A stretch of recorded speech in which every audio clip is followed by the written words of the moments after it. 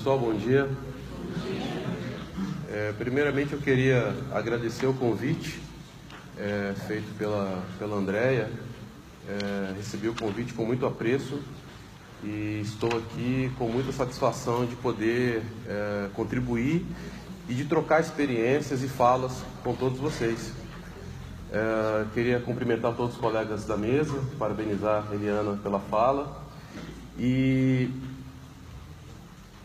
quando eu estava me preparando para vir até aqui, pensei em 1000 possibilidades para poder abordar esse tema, que é a questão do extermínio da juventude negra e periférica. Veio a coincidir que nesse momento, né, em que nós estamos, eu estou em fase de conclusão de um artigo que fala exatamente desse tema. E quando a Andréia me ligou, falou, eu peguei e falei assim, poxa, tem tudo a ver, o que eu estou pesquisando, escrevendo, com esse espaço de fala e de socialização. Então, só um detalhe que eu acho que é pertinente, que foi apresentado no começo da minha fala. Eu sou assistente social e a minha fala aqui é de onde? Eu estou falando do lugar da prática, da relação da prática com a teoria. Tá? Assim, um assistente social que já atuou em vários serviços da assistência, inclusive, medida, SPVV, sistema prisional, e eu aprendi que quanto mais complexa é uma realidade, mais temos que empenhar nos estudos, nas críticas, nas trocas, né? A gente não vai conseguir superar situações complexas com senso comum. A gente não vai conseguir. Então, o que eu pensei aqui? Eu pretendo ser bem objetivo. Eu queria socializar com vocês. Confesso que é a primeira vez que eu faço isso na minha vida. Eu gosto de falar espontaneamente, mas eu queria ler para vocês 1,5 páginas, um trecho desse artigo que eu estou escrevendo. Depois eu encaminho para a Andréia, ela socializa para vocês, assim que tiver publicado. Porque nós estamos na Zona Sul de São Paulo. Nós estamos em São Paulo. Nós estamos na Zona Sul de São Paulo. E esse artigo fala exatamente disso, fala do extermínio da juventude negra e periférica, e eu estou tratando esse artigo não através dos autores, como uma referência inicial de fundamentação. Eu estou tomando como fundamentação a arte. Essa arte que nos pegou aqui fora de surpresa, que nos fez apreciar, admirar os jovens, as crianças, referenciando o líder, que estava instrumentalizando a cada som, a cada toque, a cada batida, né? A arte, ela de fato nos faz olhar nos olhos, né? Então é uma coisa muito interessante. E eu estou construindo esse artigo a partir do rap. De qual rap? Do Racionais MCs.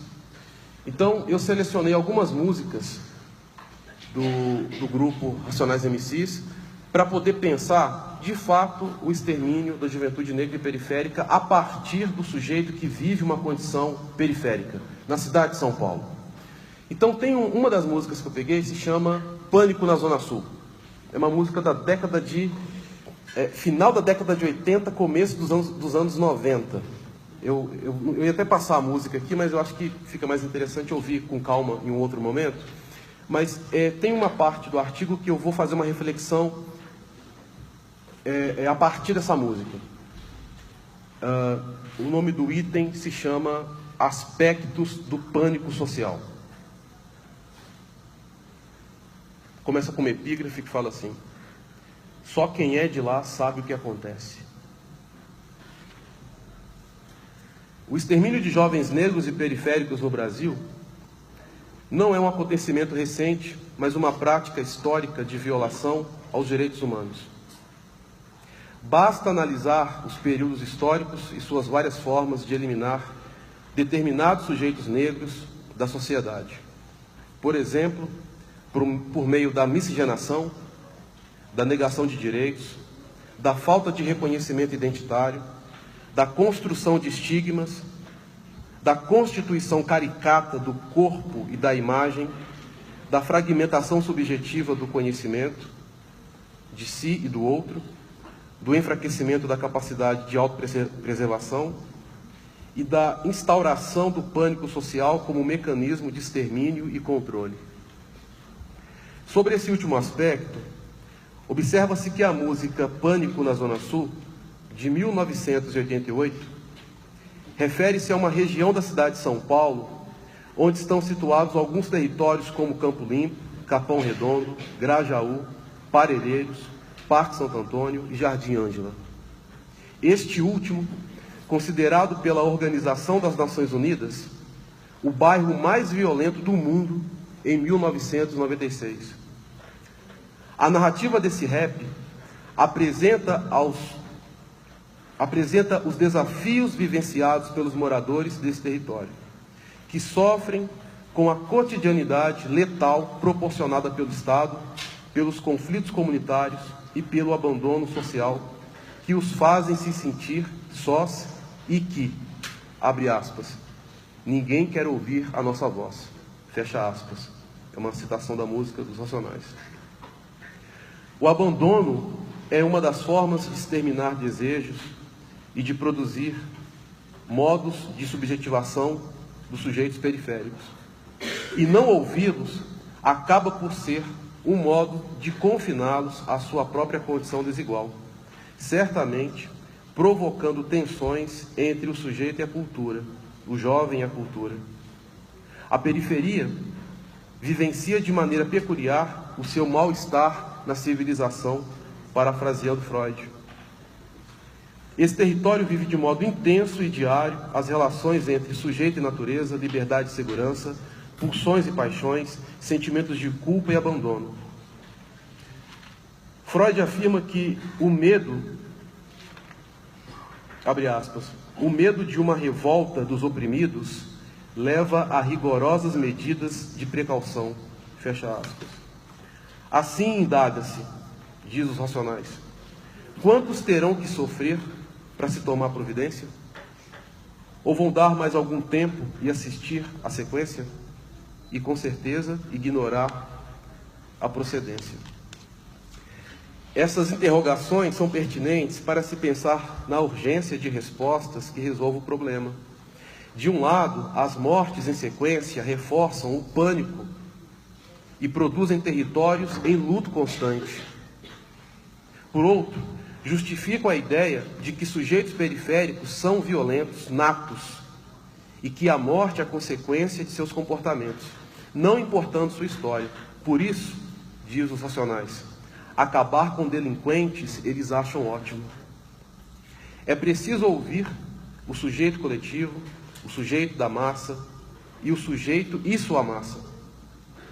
Entretanto, com críticas e apresentando alternativas, a narrativa afirma que, uma passagem aqui do Racionais, viemos falar que para mudar temos que parar de se acomodar e atacar o que nos prejudica. O medo, sentimento incomum, num lugar que parece sempre estar esquecido. Desconfiança, insegurança, mano. Pois já se tem a consequência do perigo, a consciência do perigo, perdão. Finalizando, a mensagem da música Pânico na Zona Sul é uma reflexão a partir de um sofrimento social. Denuncia uma fatídica realidade e propõe alternativas para enfrentar a situação.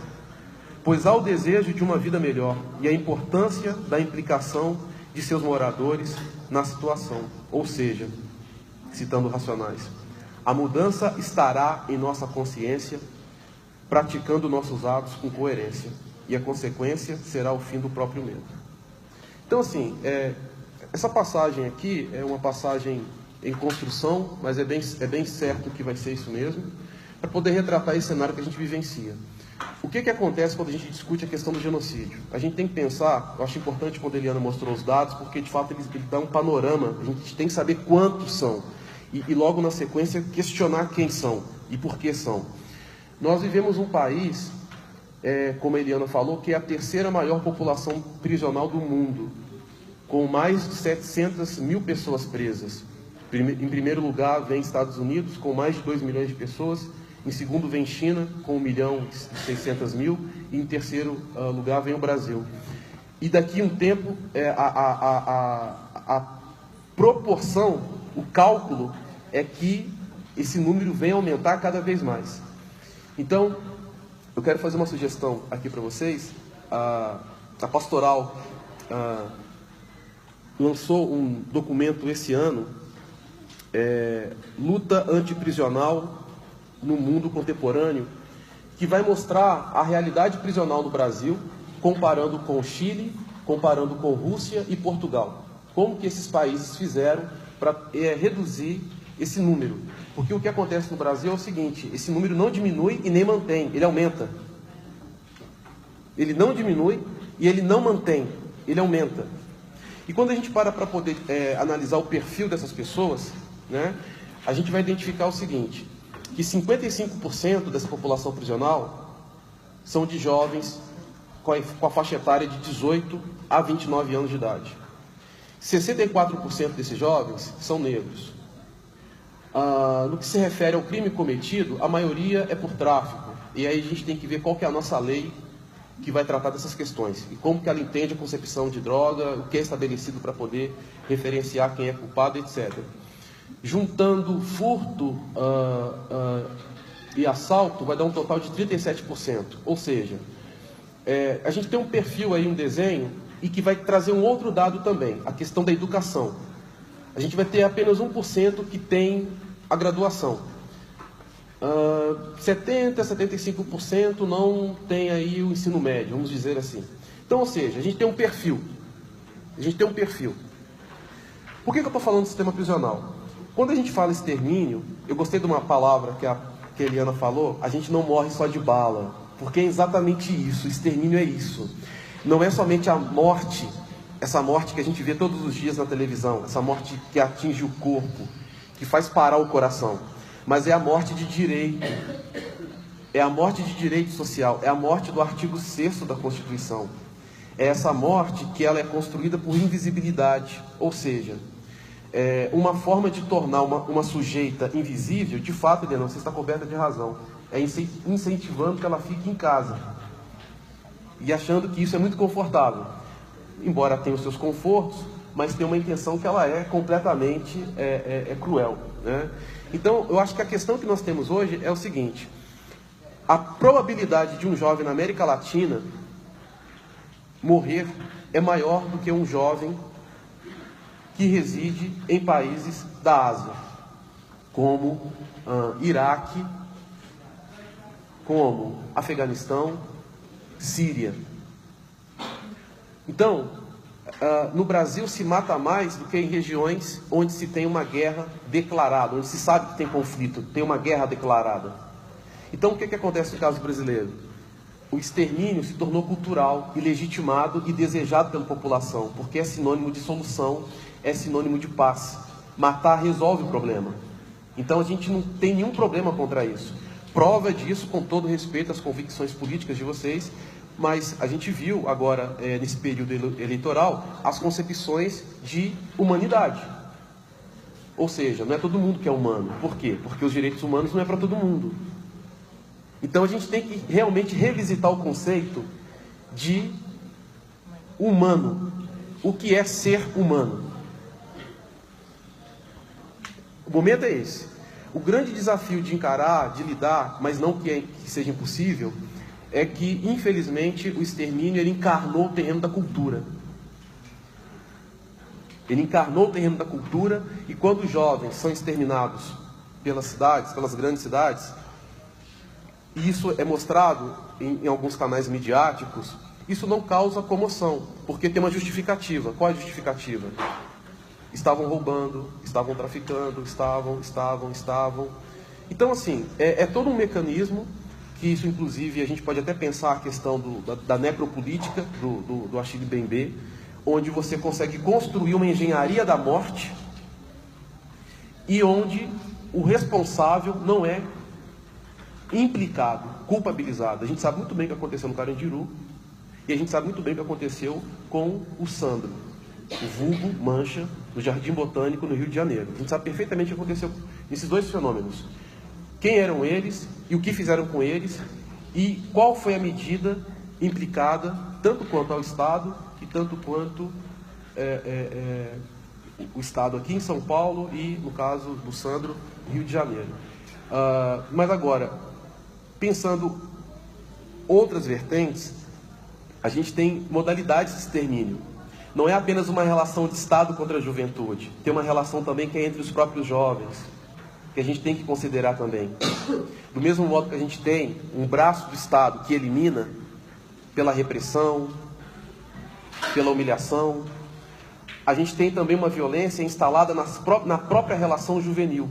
Então, olha que interessante, eu quero pegar o eixo da arte. Quando eu coloquei aqui, li esse texto para vocês, pensando, essa música é da década de 80, 90, nós estamos em 2018, Zona Sul de São Paulo, e ela se encaixa perfeitamente.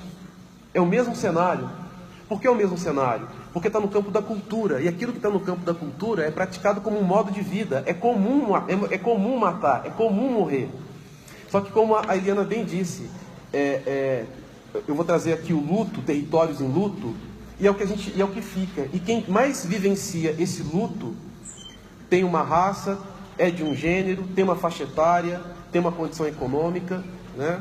Então, a minha contribuição aqui para a gente poder discutir é pensar de fato o seguinte: quais são as formas de produção da juventude hoje em nossa sociedade e quais são as armadilhas colocadas socialmente e os cuidados que nós temos que ter ao fazer essa análise.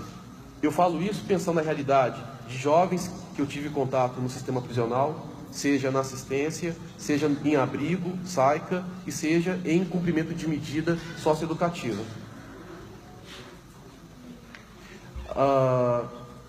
Pensando nessa relação do sujeito em si e com o Estado, a gente tem um outro desafio também, que é pensar esse tema no campo da legislação. Porque tudo isso é feito com consentimento, com uma base legal de proteção, onde um lado é favorecido e o outro lado não tem direito de resposta de proteção de si, de argumentar de maneira legítima aquilo que acredita.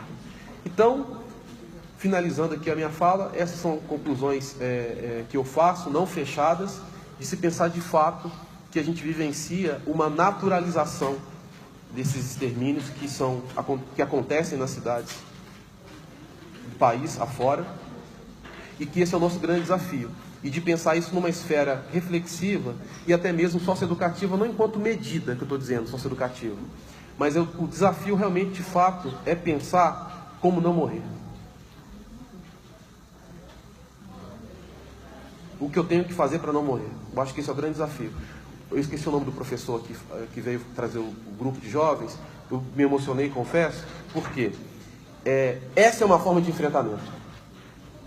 E é uma forma legítima, coletiva, que toca sem ter que ficar falando o tempo todo extermínio, extermínio, extermínio, violência, violência, violência, mas o tempo todo está envolvendo, está articulando e infelizmente, o governo não investe nisso, porque a arte, educação e cultura emancipa de tal maneira que se volta contra o poder dominante. Então vamos criar uma população burra.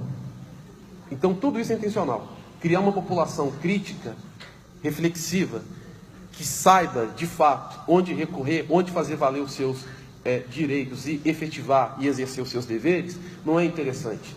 Então, essa cena que a gente viu aqui fora, eu ia até mostrar um vídeo, mas não precisa. A gente viu aqui de maneira brilhante. É uma forma de enfrentamento, porque ali você cria valor, ali você cria identificação, ali você cria, ele falou a palavra disciplina, respeito, ali você cria afeto, ali você cria identificação.